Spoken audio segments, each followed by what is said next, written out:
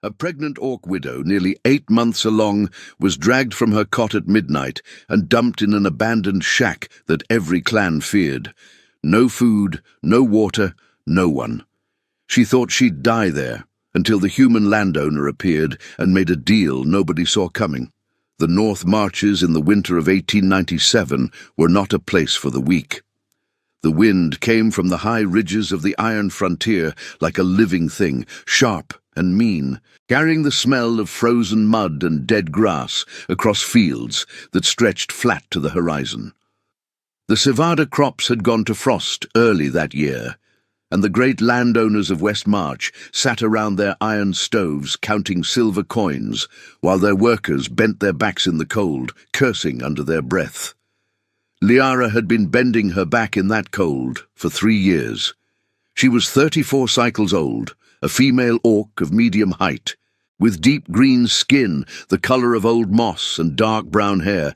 She kept bundled back with strips of tanned leather. Her hands were rough, the skin thickened at the knuckles and split at the fingertips from years of hauling, hoeing, and stitching cowhide with bone needles. She was not a tall orc or a fearsome one. She was the kind of orc that passed unnoticed in a crowd, which had once suited her just fine. 6 months before that winter, she had been the companion of Ulgar, a 38-cycle male orc who worked as a field foreman on a mid-sized property owned by the Ferreira clan. Ulgar was a broad man with a slow smile, and hands even rougher than hers. Their life together was not romantic in the way the old Zamar songs described. It was practical, built on shared meals and shared effort, the kind of quiet partnership that holds better under pressure than any oath made in firelight. When Liara discovered she was carrying a child, they both went still for a long moment, and then Ulgar laughed, a low rumble from his chest, and pulled her close. That was before the accident. The Ferreira property sat on the east edge of West March, close to the old trade road that led down to Millbrook. The main barn was a wide, low structure with a roof that had been patched so many times it looked like a quilt of old wood and rusted tin. In the final days of February, Ulgar and 3 other workers climbed up to replace a section of sagging beam before the spring rains arrived. The afternoon was hot for the season, the air thick with pale dust, the sun sitting heavy and white over the flat land. Nobody agreed later on exactly what happened. Some said the beam had been eaten hollow from the inside by wood beetles. Some said the tin panel shifted under his boot. What everyone agreed on was the sound. A crack, then a longer creak, then nothing, and then the impact. Liara was inside the small mud brick cottage at the back of the property, stirring a pot of turnip stew for the evening meal, when she heard the shouting from the yard. She moved fast, which was harder now, with the small curve of pregnancy starting to push at her worn work dress. She came through the door and crossed the dusty yard and found Ulgar face down on the stone pavement, a dark slick spreading from beneath his head, his breathing a thin, ragged sound, like wind through a cracked shutter. She dropped to her knees beside him and pressed her palm to his face and said his name. He did not answer. His eyes were half open, but unseeing, aimed at the pale sky above as if watching something she could not see. She held his hand for 2 hours.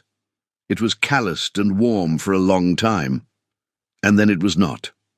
By the time the sun went down, Ulgar was gone, and Liara was alone on that stone paving with 1 month of pregnancy and no road forward. She did not scream or tear her clothes. She sat very still, her hand wrapped around his, and felt the full weight of the world pressed down onto her shoulders. In the corner of the yard, half hidden by the shadow of the old water trough, she noticed a small green stone she had never seen before. Smooth, unnaturally round, glinting faintly, even without direct light. She would forget about it before morning. She would remember it much later, when it mattered. The Ferreira clan held the funeral on a grey morning at the back end of the property, near the low fence of flat stones that marked the workers' burial ground. It was a short ceremony. The Zamar from Millbrook spoke a few words about honor in battle and the cycle of the spirit returning to the earth, but Ulgar had not died in battle. He had died falling off a roof, and the words felt hollow and misplaced over the raw mound of red dirt. Ulgar's father, Bracca the Elder, stood at the head of the grave with his thick arms crossed and his jaw set hard. He was 56 cycles old, with pale yellow eyes that always seemed to be calculating the value of whatever they were looking at. Ulgar's mother stood beside him in a dark shawl, her face arranged in the closed expression she wore for everything, grief or dinner or winter storms. In the first days, they let Liara stay. She kept her place in the small cottage at the back and continued doing the things she had always done, cooking, mending gear, hauling water from the well. The work was the same, but the atmosphere had changed. Conversation stopped when she walked into her room. Meals were eaten in a deliberate silence that felt constructed, not natural. The younger males of the clan stopped meeting her eyes. She told herself it was grief. She told herself they needed time. The weeks passed slowly. Spring came, and with it the mud season. Then the dry heat of summer faded into the cooling rains of autumn. Through all of it, Liara's belly grew heavy and round beneath her work dress, and through all of it the tension in the house never broke. It simply accumulated, the way debt does, quietly and without announcement, until the weight of it became impossible to ignore. By the time the first frosts of the new winter arrived, and the fields went grey and hard, she was nearly 8 months along, and the cottage felt smaller every day. On a Sunday evening in late autumn, with the cold already settled into the walls, Bracca the Younger, Ulgar's brother, a wide-shouldered male with a temper he wore openly, came home from Millbrook smelling of grain alcohol and sat down at the long table for the evening meal. He ate without speaking, tearing bread and wiping the clay bowl with it, watching Liara across the table with those pale yellow eyes he had inherited from his father.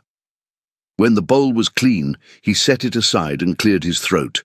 He said that the accident had happened 3 days after Liara and Ulgar had argued in the yard about copper coins for baby clothes. He said it loud and slow, the way a man says something he has rehearsed. He said that a male orc whose mind was full of domestic trouble made errors, that errors on a roof had consequences. Liara felt the blood leave her face. She said it had been a small disagreement, the kind every couple has, and that she was not responsible for a rotting beam or a loose tin panel. Bracca the Younger said nothing to that. He just looked at her. That night, lying on her narrow cot with one hand on the firm round of her belly, Liara understood that the days here were numbered. She did not know how few they were. The baby shifted inside her, a slow, rolling movement, and she pressed her palm flat against her side and breathed. She thought about the small green stone she had seen in the yard on the night Ulgar died. She had gone back to look for it in the morning light, and it was gone. No impression in the dust, no mark on the stone pavement where it had rested. She did not tell anyone. In the North Marches, there were things the Zamars called spirit markers, objects that appeared near crossroads in a life, moments where the path forked. You were meant to notice them. You were not meant to understand them yet. She did not sleep well that night. Outside the thin walls, the winter wind pressed against the mud brick like something trying to get in. The expulsion came on a Tuesday, which Liara would always find strange later. Tuesdays were ordinary. Tuesdays were for hauling grain sacks and patching leather. They were not supposed to be the day your life ended a second time. She was asleep when the door came open. No knock. The wooden bolt she had begun setting each night held for exactly 1 second before Bracca the Younger put his shoulder into it. He came in with 2 men she did not recognize. Human mercenaries from the look of their gear, hired help wearing the worn leather vests and hard faces of men who did ugly work for silver. "Time to go," Bracca the Younger said. Liara sat up slowly. Her belly was enormous now, nearly 8 months, and every movement required a deliberate negotiation with her own body. She told him that his father, Bracca the Elder, had agreed she could stay until the birth. That had been the arrangement. She had witnesses, Brocka the Younger shrugged in the way of a man who had already decided that the arrangement no longer existed. He said they had changed their minds. He said she could take her things or leave them. He said the mercenaries were not patient men.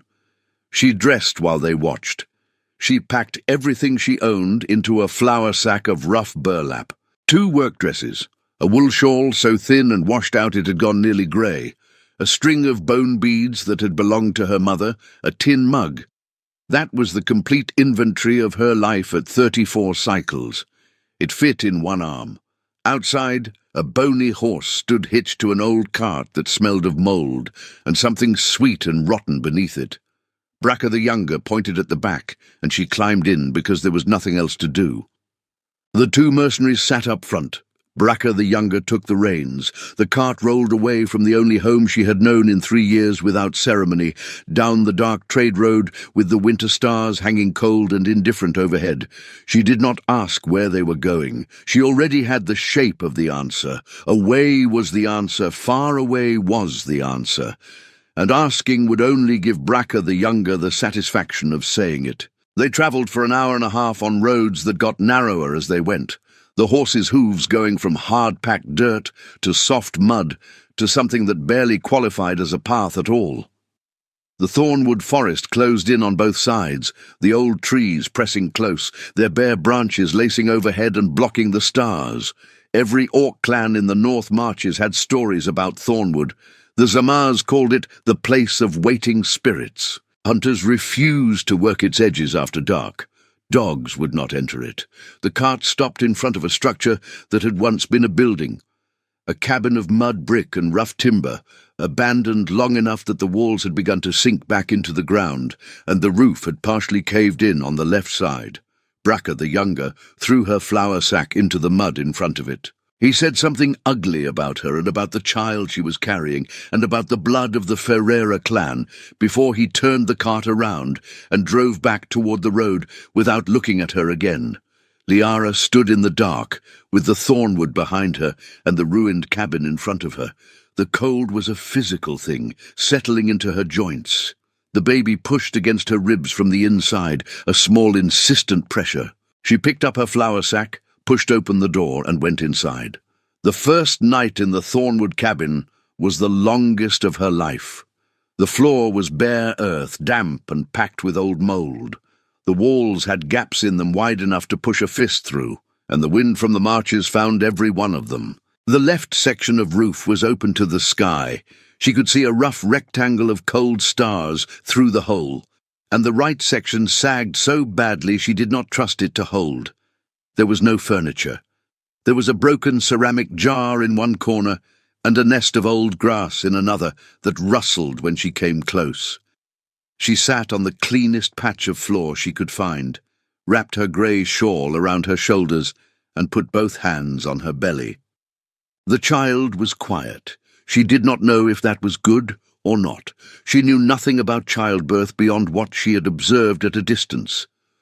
Ulga's younger sister had delivered a boy 2 years ago in the back room of the cottage, and Liara had stood outside the closed door, listening to the hours of it. She did not sleep. She counted her situation instead, the way a person counts coins when they suspect they have less than they need. No food, no water, no fire, no tools. No one who knew she was here. The thornwood at night was not silent. It had its own sounds, the low crack of branches, the distant call of night birds, a deeper sound beneath everything else that was harder to name, like a vibration felt in the chest more than heard by the ears. The Zamars said the old spirits of the North Marches had retreated into the deep forest when the human settlers arrived a century ago. They said the spirits were not gone, just waiting. Liara was not a particularly spiritual orc. She had attended Zamar ceremonies as a child, recited the clan prayers, worn the bone beads her mother pressed into her hands before dying of the winter sickness when Liara was 12. But she had always kept a practical distance from the more mystical parts of orc tradition, the visions and omens and reading of ash patterns. Ulgar had been the same way. But alone in that broken cabin, with the wind finding every crack and the thornwood humming in the dark outside, she found herself holding her bone beads and moving her lips in the old words. Not for herself, she told herself, for the child. At some point before dawn, she slept despite herself, sitting upright against the cold wall with her chin dropped to her chest. She dreamed of the green stone from Ulgar's yard, smooth and round, glowing faintly in her palm, warm in a way that had nothing to do with the sun. In the dream, it spoke without words, a feeling more than a sound, something that translated roughly as not yet. She woke to pale grey light coming through the holes in the roof and walls. Her back ached from the wall, her mouth was painfully dry. Her stomach had moved past hunger into a flat, hollow feeling that was worse. She got up, picked up her tin mug, and went to find water. She found a well 50 paces from the cabin, sunk in the earth near a cluster of old fence posts that had long since lost whatever fence they had once supported. The wooden frame around it had rotted and half collapsed, and there was no rope and no bucket, just the dark mouth of the shaft going down into the earth.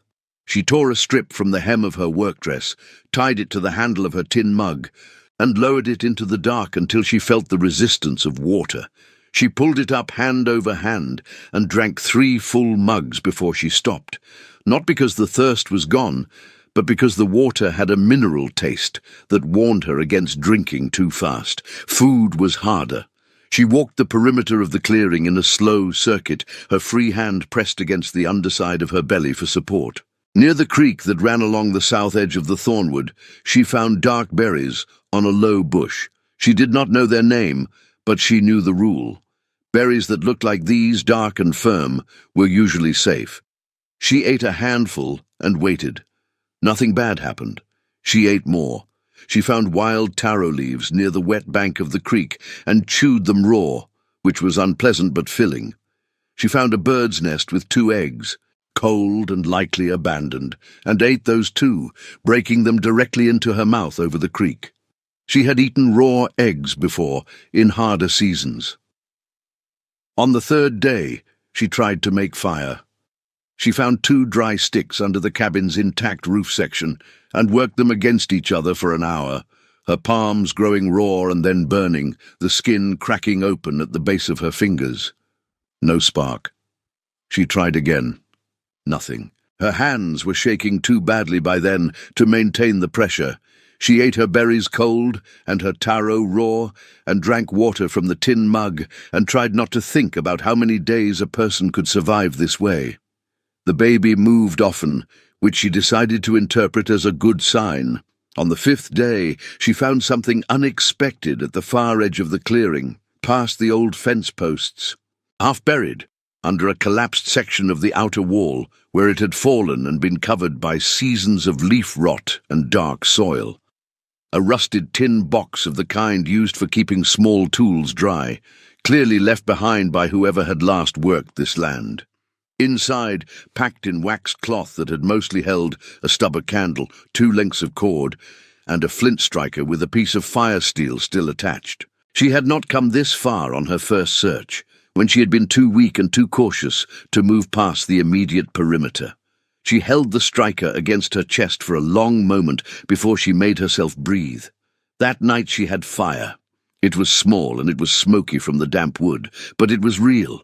She sat close to it and held her hands out to it and felt the warmth move up her arms and into her chest, and she thought, 1 more day. That was the calculation now.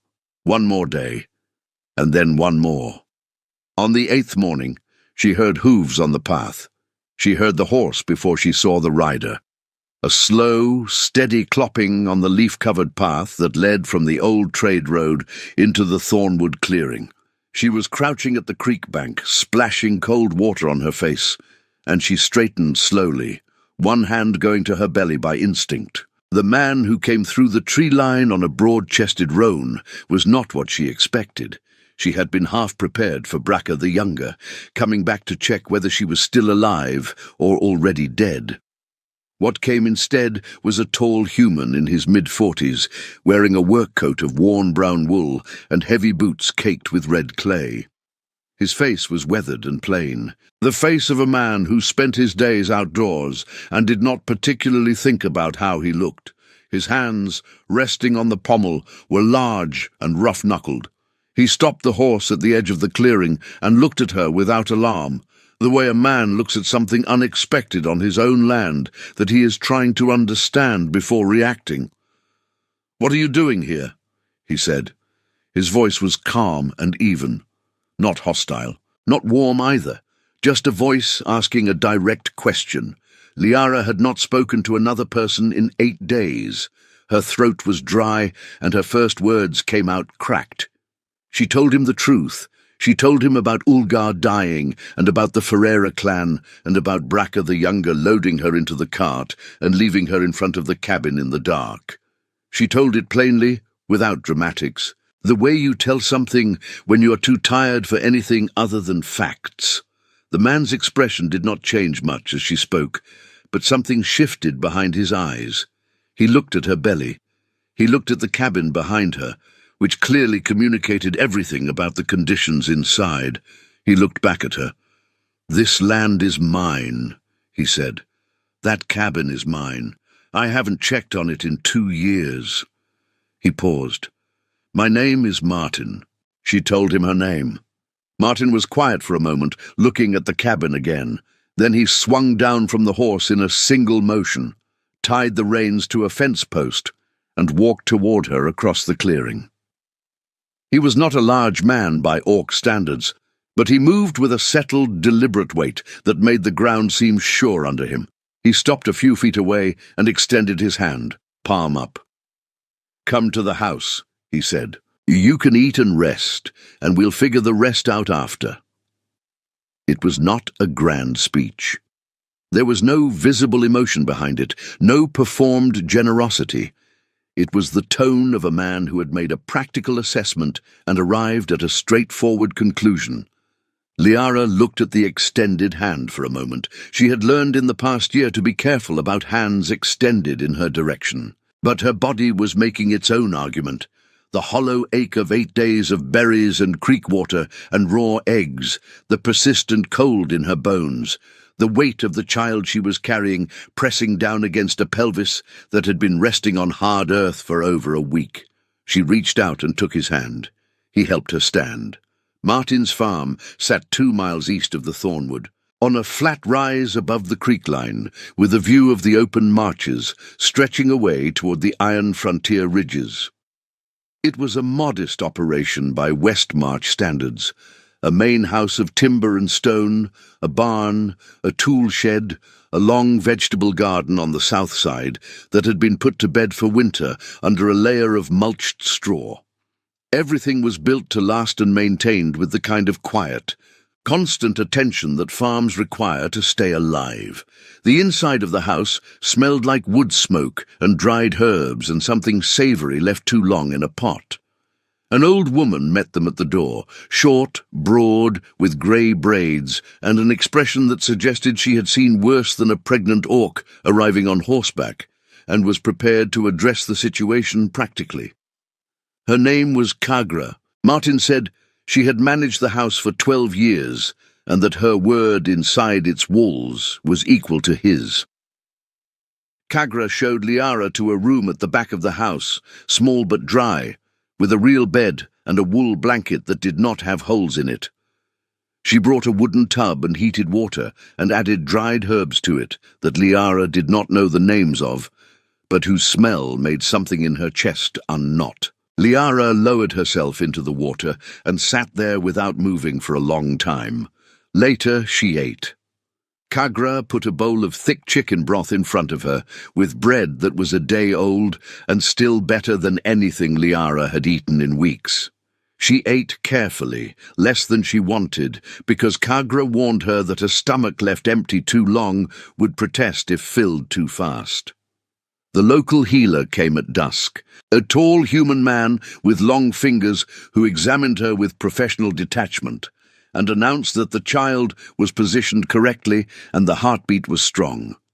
He recommended complete rest for 3 days minimum and a diet of broth, bread and fruit before returning to solid food. He addressed his remarks to the room in general rather than to Liara directly, which was a habit of his, she noted, and set aside. She was too tired to correct it now, and the child's health was what mattered. Martin kept his distance. He ate his meals at the other end of the long kitchen table, spoke when spoken to, and spent most of his time outdoors. Kagra explained this on the second day, when Liara asked. The explanation took the rest of the afternoon. Martin had been married once, Kagra said, rolling out pastry dough with the particular rhythm of a person who tells stories best when their hands are occupied. His wife had been a woman from the Goldport Valley, dark-haired and clever, with a laugh that apparently echoed through the house for the 7 years they were together. She had died of lung fever 2 winters ago in the same back room where Liara was now sleeping. They had tried to have children 3 times, and lost each one before it could announce itself with sound. Since then, Martin ran the farm. He ate, he slept, he worked. The house was full of her things, a needlework on the wall, a painted cup on the shelf, a pair of small boots by the back door that had never been worn, and he had not moved any of them. The women of Millbrook had tried to draw him out. He was not rude about it. He simply held still until they went away. Liara ate her broth that night, thinking about a house that had been holding its breath for 2 years. Outside the window, the winter fields were flat and dark and very quiet. 2 weeks after Liara arrived at the farm, on a cold morning with frost on the garden mulch and steam rising from the horse trough, Martin came to find her in the kitchen garden. She was moving slowly along the dormant beds, cataloguing what would come back in spring based on the dried stalks, a habit from her years of working land, the need to understand what you have before you can plan what you need. Martin stood at the garden gate in his work coat, holding his hat in both hands. He looked like a man who had rehearsed something. He said he had a proposal. He said it was not a romantic proposal, and he wanted her to understand that clearly from the first word. He said the Millbrook Council had been sending him notices about the property. A single man managing a farm of this size was considered irregular, and there were legal pressures being applied regarding inheritance documentation and household standing. He said the house needed managing and that Kagra was not young. He said that her child would need a name and a clan and protection under the law of West March, he said. If she agreed to marry him by the terms of the Millbrook registry, the child would carry his name and be listed as legitimate heir to the property. She would manage the household in the capacity that suited her. They would have separate rooms, and he would make no demands beyond respect and competence. If she found the arrangement intolerable at any point, he would help her find a better one. Then he stopped talking and waited, turning his hat slowly in his hands. Liara stood among the dead garden stalks and looked at him for a long time. She looked at the farm behind him, the solid house, the working barn, the fields that would be green in 4 months. She looked at her own hands, cracked and calloused, resting on the top of her enormous belly. She said yes. Martin nodded. He put his hat back on. He said he would send word to the Millbrook Zamin that week. The announcement caused exactly the noise Liara expected. 2 matrons from Millbrook's Upper Street arrived at the farm 3 days later in a hired cart, dressed in their second-best clothes and wearing the expressions of women performing a duty. They sat in the front room and delivered a careful speech about the disruption to social order and the concerns of the community regarding a human-orc arrangement. Martin listened to all of it. When they finished, he stood up and thanked them for coming and held the door open. The women left. Martin closed the door. He turned to Liara in the hallway and said simply, "Ignore them." Then he went back outside to the fields, where the afternoon work was waiting. Liara stood in the hallway and felt something she had not felt in a long time, the specific warmth of being defended without being asked. 3 weeks later, Raka the Younger appeared at the farm gate on his thin horse. He had heard about the arrangement and arrived with a legal argument about Ferreira blood rights and inheritance claims on the unborn child. He was loud about it. He had 2 men with him. Martin came out of the barn. Martin walked across the yard at the same steady, deliberate pace he used for everything, checking fence posts, loading grain, crossing a room to hand someone a cup. Bracker the Younger's horse shifted sideways as he approached, the animal picking up something from its rider's posture. Martin stopped at the gate and looked up at Bracker the Younger without speaking. He waited. Bracker the Younger made his speech. He had the better part of it memorized: blood rights, clan law, the precedent established by the Council of Iron Frontier in the matter of Vora versus the Goldport settlers several years ago. He was a man who had clearly spent time with a lawyer, or someone who played one in a tavern. When Bracker the Younger finished, Martin said, "That child's father is dead. The child has no Ferreira protection, never had any. You made sure of that yourself when you put her mother in a broken cabin in the Thornwood in winter. The child is registered under my name in the Millbrook registry as of 12 days ago. The Zamin signed it. The council was required by Westmarch law to witness it, whatever their personal opinions on the matter." He paused. "If you come to this gate again," he said, "I will ride to Goldport, and I will speak to the 3 trade families that currently negotiate with your clan's mining contracts on the Iron Frontier. I know all 3 of them. I have done business with all 3 of them for 15 years. You will not." Bracker the Younger's face went through several expressions quickly: rage, calculation, the particular arithmetic of a man deciding whether a fight is worth its cost. He spat in the mud. He turned his horse. He rode away. The 2 men with him followed without looking back. Martin watched until they were gone. Then he turned back to the yard, noticed Liara standing in the doorway of the house, and gave a short nod. The same nod he used to confirm a fence post was properly set or a roof patch was holding, and walked back inside to wash up for supper. Liara put her hand on the doorframe and breathed. 3 days later, the labor began. It lasted through the night. 12 hours of hard work, Kagra at her side the whole time with her steady hands and her calm voice. The midwife from Millbrook arriving at the 2nd hour and not leaving until it was done. Martin waited in the front room. He did not sit down once the whole night. At dawn, a girl arrived. She was small and round-cheeked, and had the faint green tint of orc skin already visible at her temples and the backs of her hands, and she cried with a volume that suggested she intended to make up for the silence of the house in a single morning. Kagra cleaned her and wrapped her and carried her to Liara, who held her against her chest and felt the specific weight of her, warm, real, impossible, and said nothing for a long time. Martin came to the doorway. Kagra put the baby into his arms.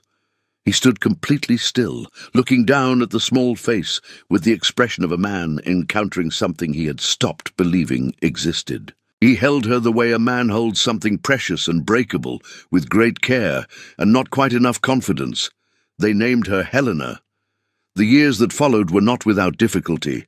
Farms never are. There were dry summers and a late frost that killed half the wheat one year, and a dispute with the neighbouring property over water rights that took 2 years to resolve. Liara learned the full scope of the property's finances and proved better at them than she had expected. Martin learned that she had opinions about how the South Fields should be rotated, and after arguing about it for 1 growing season, implemented her plan and found she had been right. Helena grew up knowing both sets of stories, the human ones and the orc ones, the old Zamin songs and the Westmarch field hymns. She was a loud, confident child who climbed everything and was afraid of nothing except the Thornwood, which she regarded with the correct amount of respect. The abandoned cabin was pulled down one spring when Helena was 4. Where it had stood, Liara planted a garden, white roses along the south wall, and in the centre a stone basin for the birds. Martin built the basin himself from Flat Creek rock, fitted without mortar, the way the old builders had done it. On the day the roses first bloomed, Liara found a small, smooth stone sitting in the centre of the basin, round and green and faintly warm to the touch, though the morning was cold. She held it in her palm for a moment. She looked at the garden, at the house beyond it, at Helena running across the yard toward the barn with her braids flying. She set the stone carefully back in the basin. She did not need to keep it. It had already done what it came to do.